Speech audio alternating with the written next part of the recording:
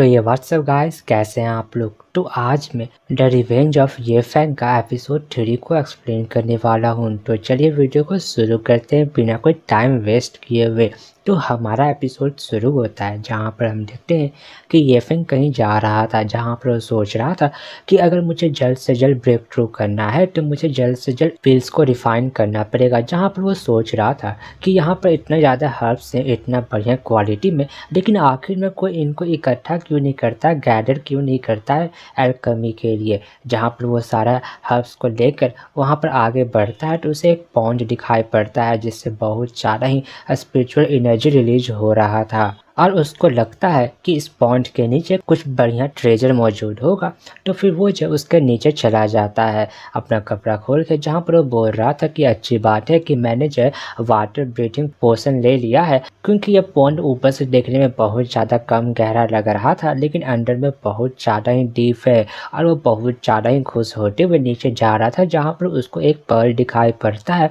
तो उस पर्ल को पकड़ने के लिए उसके पास जाता है, लेकिन हम देखते हैं कि वो पर्ल जो आगे भागने लगता है। तो ये फैंग भी उसको पकड़ने के लिए उसके पीछे भागने लगता है, जहाँ पर कुछ देर कोशिश करने के बाद वो फाइनली उस पर्ल को पकड़ लेता है। लेकिन वो पाता है कि वो एक मॉन्स्टर के मुंह में है, तो वो जैसे वहाँ से भाग जाता है और अपना जान बचा लेता है, लेकिन उसके हाथ से वो पर्ल छूट गया था। तभी ये फैंग बोल रहा था कि मैं देखना चाहता हूँ कि आखिर में वो था क्या। तो उस मॉन्स्टर को देखकर ये फैंग बोल रहा था कि आखिर में ये मॉन्स्टर यहाँ पर कर क्या रहा है। लेकिन कोई बात ना, उसके मुंह के अंदर जो पर्ल है वो बहुत ज़्यादा रेयर ट्रेजर है, मुझे वो चाहिए। और वो उस पर एनर्जी बॉल से अटैक करता है, लेकिन वो मॉन्स्टर वहाँ से गायब हो जाता है।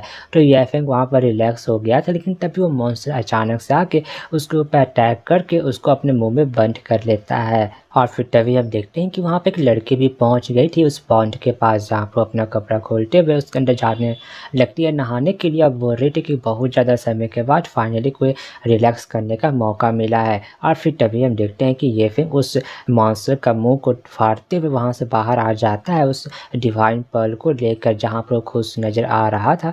लेकिन तभी हम देखते हैं कि वो मॉन्स्टर वहाँ पर कोई अटैक चार्ज करने लगता है, जहाँ पर वो जो कुछ देर बाद ये फैंग पर एक एनर्जी बीम से अटैक करता है। तो ये फैंग जो है उसको एनर्जी बीम को रोकने लगता है, लेकिन उन लोग के फाइट के कारण ऊपर में पानी में हलचल होने लगता है और वहाँ पर एनर्जी जनरेट होने लगता है। यह देखकर वो लड़की हैरान थी और वो वहाँ पर जाने लगती है चेक करने के लिए। लेकिन तब ये फैंग का नजर उसके टांगों पर पड़ता है, तो इसका जो माइंड है वो डिस्ट्रैक्ट हो जाता है, तो वो एनर्जी बीम से दूर फेंका जाता है। लेकिन वो अपने आप को संभालते हुए सही से लैंड कर जाता है। तो लड़की उसको देख लेती है। तो तभी ये फैंग का सीन देखते हैं, जो कि बोल रहा था कि ये जो डिवाइन पर्ल है वो बहुत ज़्यादा यूजफुल होने वाला है फ्यूचर में, क्योंकि अगर अब मेरा कोई प्रोफाउंड रियल्म के मास्टर से हो गया तब भी मुझे कोई डर नहीं है, मैं उन लोग को आराम से संभाल लूँगा।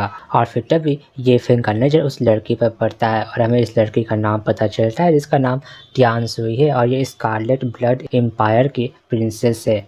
और तभी वो लड़की गुस्सा होती है, बोलती है कि तुम गधे अभी भी देख रहे हो। और फिर वो जो उस पानी को आइस क्रिस्टल में कन्वर्ट करके उस पर अटैक कर देती है। तो देख कर ये फैंग हैरान होती है, बोल रहा था कि इतना कम उम्र में ही प्रोफाउंड स्टेज का कल्टिवेशन बेस, ये लड़की वाकई में टैलेंटेड है। जहाँ पर वो लड़की अपना कपड़ा पहनते हुए बोल रही थी कि आखिर में तुम हो कौन जो कि मेरे ऊपर नज़र रख रहा था नहाने समय। ये बात सुनकर ये फैंग बोल रहा था कि मैं कौन हूँ, आखिर में तुम कौन हो जो कि तुम मेरे पर नज़र रख रही थी जब मैं नहा रहा था। तियानसुई बोलती है कि आखिर में तुम झूठ कैसे बोल रहे हो, मैं यहाँ पर पहले आई थी। तो ये बात सुनकर ये फैंग बोल रहा था कि सही में जरा अपना पैर के पास देखो किसका कपड़ा मौजूद है। टेवा सुनकर वो प्रिंसेस तियानसुई बोल रही थी कि आखिर में तुम कैसे झूठ बोल रहे हो, तुम अभी जस्ट पानी के नीचे से आए थे। और तभी वो इतना बोलने के बाद उस पर गुस्सा होते हुए अटैक कर देती है। ये फैंग जो उस डिवाइन पर्ल का यूज करके एक फॉर्मेशन बनाता है जो कि उन सारे आइस एंजल को रोक देता है। ये देखकर वो प्रिंसेस हैरान हो रही थी। तभी ये फैंग जो अपना कपड़ा लेते हुए बोल रहा था कि अच्छा मैं चलता हूँ अगर तुम्हारा खेलना बंद हो गया तब। और वो बोल रहा था कि अब मैं जाके इस ब्यूटीफुल सीन को जो कि मैंने कुछ देर पहले देखा था उसको पेंट करने वाला हूँ। ये बात सुनकर टियान सुई को गुस्सा आ जाता है और फिर वो जो उस पर एक बहुत ज़्यादा पावरफुल अटैक, बहुत ज़्यादा बड़ा आइस क्रिस्टल से अटैक करती है। तो जो ये फेंग था वो उसका अटैक अपने पंच से रोकने लगता है, जहाँ पर कुछ देर बाद वो कामयाब हो गया था और वो गुस्सा होती है और बोल रहा था कि तुम आखिर में करना क्या चाहती हो, और वो यहाँ पर फाइट के लिए तैयार हो गया था। लेकिन तभी वो पाता है कि जो प्रिंसेस टियान सुई थी वो बेहोश हो गई थी। तो ये देखकर वो वहाँ से जाने लगता है, ये बोलते हुए कि हाँ मुझे यह सब चीज़ से फ़र्क नहीं पड़ता है, लेकिन वो रुक जाता है। और फिर तभी हम देखते हैं कि जो ये फेंग था वो उस लड़की का बॉडी चेक कर रहा था, जहाँ पर उसको पता चलता है कि इसकी बॉडी के अंदर आईसी पॉइजन मौजूद है। तो ये देखकर वो बहुत ज़्यादा हैरान होते हुए बोल रहा था कि इसके पास सही में आईसी बॉडी है, ये वाकई में बहुत ज़्यादा ही रेयर है। और बोल रहा था कि इसके बॉडी से ऐसा देख कर लग रहा है कि इसका जो कल्टिवेशन है वो बहुत ज़्यादा ही हाई है, लेकिन यह इस आइस पॉइजन के कारण बस जो पीक क्यू कंडेंसेशन रिलम का पावर ही यूज़ कर पाती है। और फिर तभी ये फेंग जो अपना पावर का यूज़ करके उसका पॉइजन को ख़त्म कर देता है और फिर उसको एक पिल खिलाता है। लेकिन तभी वो प्रिंसेस टियान सुई को होश आ जाता है। अब बोलती है कि गधे, आखिर में तुमने मुझे क्या खिला दिया। तो ये बात सुनकर ये फेंग बोल रहा था कि मैंने तुम्हें एक एलिक्सर खिलाया है। प्रिंसेस टियान सुई बोल रही थी कि एलिक्सर, आखिर में वो क्या है। तो ये फेंग बोल रहा था कि एलिक्सर होता है। तो प्रिंसेस टियान सुई बोल रही थी कि अच्छा ये सब बात छोड़ो, आखिर में जब हम लोग का फाइट हो रहा था तो तुमने मेरा आइस पावर को कैसे ब्लॉक कर दिया था। तो ये फेंग बोल रहा था कि अरे वह चीज़ तो बस एक फॉर्मेशन था। प्रिंसेस टियान सुई बोल रही थी कि क्या फॉर्मेशन, आखिर में वो क्या होता है। तो ये फेंग उसके पास आते हुए बोल रहा था कि क्या तुमने कभी भी एलिक्सर के बारे में नहीं सुना है। तो टियान सुई बोलती है कि नहीं। तो वो पूछता है कि क्या तुमने कभी फॉर्मेशन के बारे में नहीं सुना है।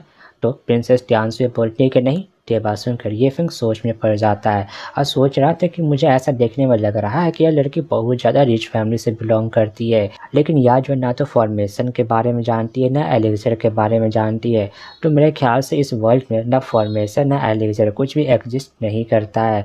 तो मैं इन दोनों चीज़ का यूज़ करके इस पूरे वर्ल्ड में बहुत ज़्यादा ही रिच बन सकता हूँ। और उसको स्माइल करता हुआ देख प्रिंसेस टियान सुई बोल रही थी कि गधे, आखिर में तुम स्माइल क्यों कर रहे हो। तो ये फेंग वहाँ पर से दूर जाते हुए बोल रहा था कि देखो यहाँ पर मेरा थोड़ा सा गलती था, इसलिए मैंने जो यह चीज़ तुम्हें कंपनसेशन के रूप में दिया है। और फिर तभी ये फेंग वहाँ पर से जाने लगता है। लेकिन तभी हम देखते हैं कि प्रिंसेस उसको रोकती है और बोल रही थी कि मुझे माफ़ करना पहले के लिए, और बोल रही थी और उसको धन्यवाद करती है उसका आइस पॉइजन को सप्रेस करने के लिए। अब बोल रही थी कि क्या जो तुम्हारे फेस पर कट लगा है वो दुख रहा है, और उसको टच करने वाली थी कि तभी वहाँ पर उसकी सर्वेंट जिसका नाम सु हुआंग था वो आ जाती है। अब बोलती है कि लेडी क्या आप ठीक हैं। तो उसका आवाज़ सुनकर प्रिंसेस ये फेंग को पानी में ढकेल देती है और वहाँ से जाती हुए उसको बाय करते हुए चली जाती है। तो ये फेंग उसको जाता देख स्माइल करता है और फिर तभी हमारा सीन चेंज होता है, जहाँ पर हम ये फेंग का सीन देखते हैं जो कि अपने रूम में बैठा हुआ था, जहाँ पर वो बोल रहा था कि अब बहुत ज़्यादा समय हो गया है, मैंने इस स्कार्ड जेड वाइन को रिफाइन कर दिया है, ब्रू कर दिया है। तो मेरे ख्याल से अब जब मैं इसे पीऊँगा तो मेरे जो ओल्ड इंजरीज हैं वो सब हील हो जाएंगे। लेकिन बोल रहा था कि अगर मुझे अपना आप बॉडी को पूरा सही करना है तो मुझे अभी भी एलिक्सर का ज़रूरत पड़ेगा। और फिर तभी वो एक इनविटेशन को देखता है जहाँ पर वो एक पवेलियन का था, जहाँ पर एक हर्ब्स को ऑप्शन में रखने वाले थे जिसका नाम घोस्ट ब्यूटी हर्ब्स था। तभी यह देखकर वो खुश होने लगता है क्योंकि वो हर्ब जो है यूज़ आ सकता है उसका पिल रिफाइन करने में। तभी हमारा सीन चेंज होता है जहाँ पर हम क्रिस्टल पवेलियन का सीन देखते हैं, जहाँ पर प्रिंसेस टियान सुई भी उसी हर्ब को लेने के लिए आई हुई थी। और फिर तभी हमें इसके सर्वेंट सु हुआंग से पता चलता है कि ये लोग इस हर्ब को इसलिए लेने के लिए आए हुए हैं क्योंकि इसकी मदद से जो इस लड़की के अंदर आइस पॉइजन है उसको क्योर किया जा सके। जहाँ पर वो लड़की सोच रही थी कि यहाँ पर बहुत कम ही ऐसे हर्ब्स मौजूद हैं जो कि अकेले इस आइस पॉइजन को सप्रेस कर सकते हैं, लेकिन मुझे पता ना कि ये जो हर्ब्स है वो इसको डिटॉक्सिफाई कर सकता है कि नहीं।